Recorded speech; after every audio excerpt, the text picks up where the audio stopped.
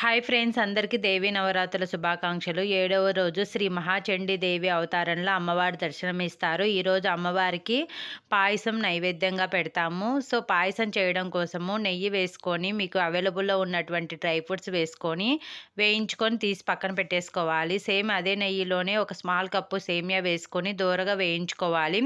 ప్యారలల్గా ఇంకొక బాండ మీద 4 కప్స్ మిల్క్, 2 కప్స్ వాటర్ వేసి పాలనేది మరిగించుకోవాలి. మిల్క్ క్వాంటిటీ ఎక్కువ ఉంటే టేస్ట్ అనేది చాలా బాగుంటుంది.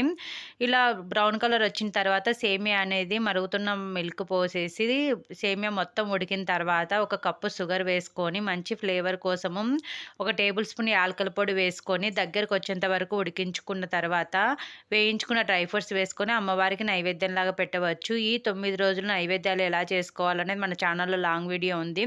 కింద టైటిల్ దగ్గర లింక్ ఇస్తాను. ఇంట్రెస్ట్ ఉన్న వాళ్ళు ఒకసారి చెక్ చేయండి. Thank you for watching friends.